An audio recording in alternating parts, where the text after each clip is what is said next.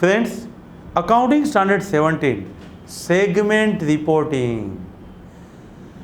जब हम पूरे बिजनेस का फिनेंशियल स्टेटमेंट बनाते हैं तब उसमें profit and loss account and balance sheet पे आपको टोटल एग्रीगेट प्रॉफिट मिलता है, लेकिन कौन सी प्रोडक्ट है उसको आप ज़्यादा ग्रोथ करो, कौन सी प्रोडक्ट पे ध्यान कम दो, वह डिसीजन टोटल डेटा पे से, एग्रीगेट डेटा पे से नहीं मिलता है।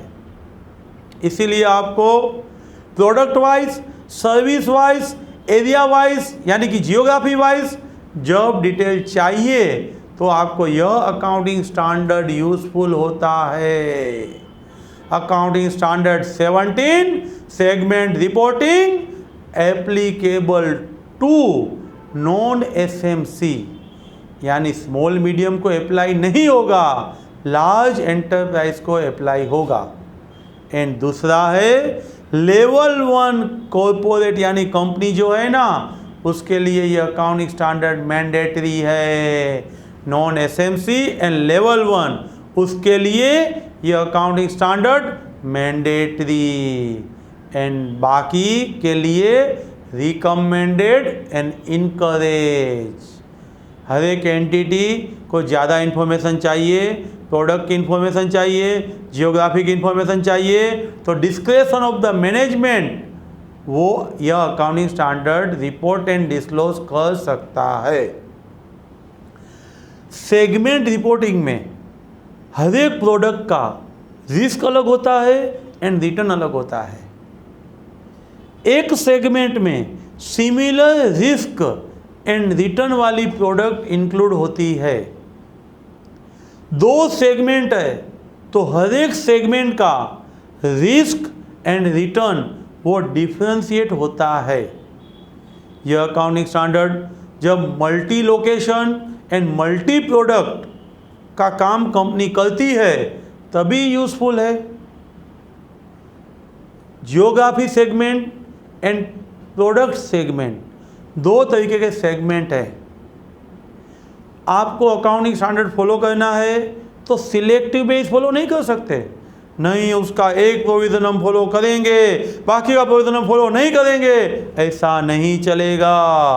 करना है तो यह अकाउंटिंग स्टैंडर्ड पूरा आपको फॉलो करना है। आप सीबीएस भी बनाते हो, आप सेपरेट फाइनेंशियल स्टेटमेंट भी बनाते हो, तो यह accounting standard consolidated financial statement में आपको अप्लाई करना है। प्रोडक्ट और सर्विस सेगमेंट की जब बात करें, जब मल्टी प्रोडक्ट कंपनी प्रोड्यूस करती है, सेल करती है, तो हर एक प्रोडक्ट का प्रॉफिट, हर एक प्रोडक्ट का रिक्वायर्ड ग्रोथ, उसका परफॉर्मेंस, उसका जजमेंट वो लेने के लिए ये सेगमेंट का जो प्रोडक्ट वाइज का फॉर्मेट है वो यूजफुल रहेगा। आपको कोई भी प्रोडक्ट का सेगमेंट डिसाइड करने से पहले प्रोडक्ट एंड सर्विस का नेचर, उसका प्रोसेस, उसके कस्टमर, उसकी डिस्ट्रीब्यूशन चैनल एंड उसका रेगुलेटरी इन्वायरमेंट, ये सब फैक्टर सोचने के बाद आपको डिसाइड करना है कि हम प्रोडक्ट एंड सर्विस सेगमेंट का रिपोर्टिंग करेंगे या नहीं। बाद में जियोग्राफी सेगमेंट, जियोग्राफी सेगमेंट में region, country, group of region, group of country का एक सेगमेंट डिसाइड करते हो। प्रोडक्ट सेगमेंट की तरह ये सेगमेंट का bifurcation risk and return base किया जाता है। सेम रिस्क एंड रिटर्न की प्रोडक्ट एरिया एक ही सेगमेंट माना जाएगा। जब डिफरेंशिएट रिस्क है, डिफरेंशिएट रिटर्न है, तभी आप उसका सेपरेट सेगमेंट बना सकते हो। कोई भी सेगमेंट रिपोर्टिंग में आपको प्रोडक्ट वाइज भी रिपोर्टिंग करना है एंड जियोग्राफी वाइज भी करना है। ऐसा सिचुएशन आता है, पर्टिकुलर जियोग्राफी में भी आप रिपोर्टेबल सेगमेंट हो, पर्टिकुलर प्रोडक्ट में भी आप रिपोर्टेबल सेगमेंट हो। रिपोर्टेबल सेगमेंट क्या है वो आगे आएगा। तब आपको डिसाइड करना है प्रीडोमिनेंट सेगमेंट कौन सा है। प्रीडोमिनेंट सेगमेंट को प्राइमरी सेगमेंट बोलोगे एंड अनदर को सेकेंडरी सेगमेंट बोलोगे। आप टी सेल करते हो, अलग अलग स्टेट में करते हो, टी आपके लिए प्रीडोमिनेंट है तो primary segment product segment T है एंड सेकेंडरी सेगमेंट है वो आपका रीजन होगा। And vice versa situation, production का लोकेशन एंड कस्टमर का लोकेशन, वो दो पॉइंट सोचने के बाद आप जियोग्राफी सेगमेंट डिसाइड करते हो। आपके लिए जियोग्राफी इंपॉर्टेंट है, महाराष्ट्र में सेल कर रहे हो, उसका भी 10% से ज़्यादा सेल है, वहाँ पे जो प्रोडक्ट बेच रहे हो उसका भी 10% से ज़्यादा है, लेकिन प्रीडोमिनेंट सेगमेंट है वो जियोग्राफी है तो primary segment geography and secondary segment आप प्रोडक्ट सेगमेंट कंसीडर करोगे। लेकिन सेगमेंट में सर्टेन वर्ड्स इंपॉर्टेंट है, segment revenue, segment expense, segment result, segment asset, segment liability. सबसे पहले सेगमेंट रेवेन्यू।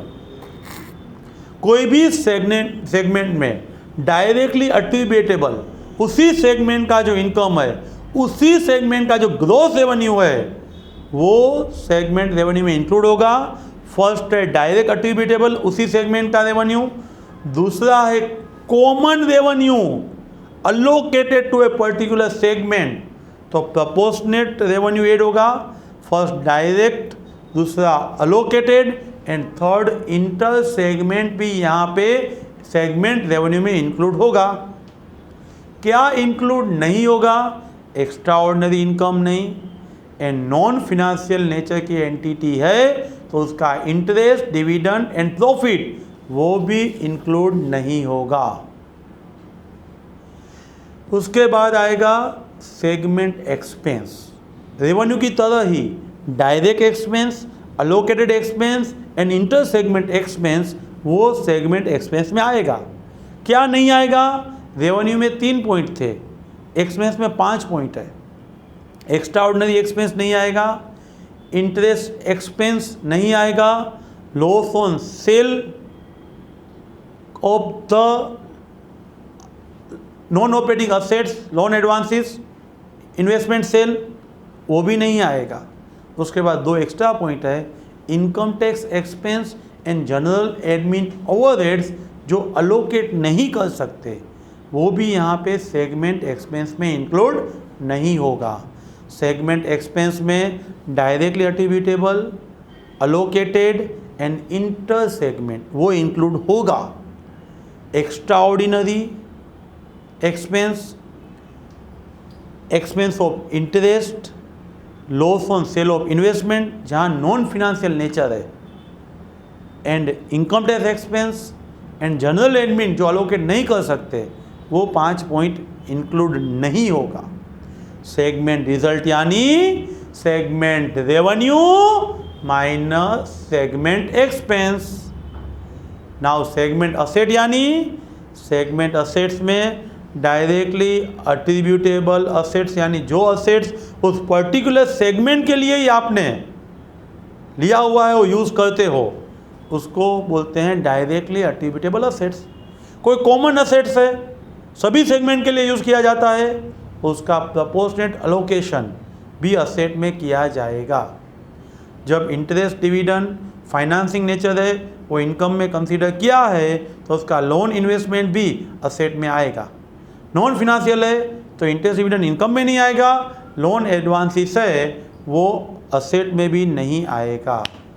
इंटरेस्ट एक्सपेंस में AS2 एंड AS16 फॉलो करना है। इन्वेंट्री में और फिक्स असेट की कंडीशन सेटिस्फाइड होती है तो respective inventory and fix asset में हम ऐड कर सकते हैं।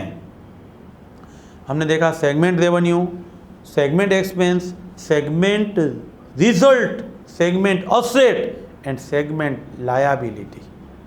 पर्टिकुलर डायरेक्टली अट्रीब्यूटेबल लायबिलिटी है, ऑपरेटिंग लायबिलिटी है, like provision of the warranty है, क्रेडिटर्स है। ये ऑपरेटिंग लायबिलिटी जो उसी सेगमेंट के लिए लिया है वो आएगा, एंड कॉमन लायबिलिटी है जो अलोकेट हो सकती है वो भी यहाँ पे इंक्लूड होगा। Again loan advances financing nature है तो वो लायबिलिटीज़ में आएगा, अदरवाइज लायबिलिटीज़ में कंसीडर नहीं होगा। हम पहले से बात कर रहे हैं सेगमेंट वाइज रिपोर्टिंग करो, लेकिन कौन से सेगमेंट का करेंगे, किसको रिपोर्टेबल सेगमेंट बोलेंगे? 3 चीज़ है, segment revenue, segment result, segment assets. जिसका 10% से ज़्यादा है उसको हम रिपोर्टेबल सेगमेंट बोलेंगे।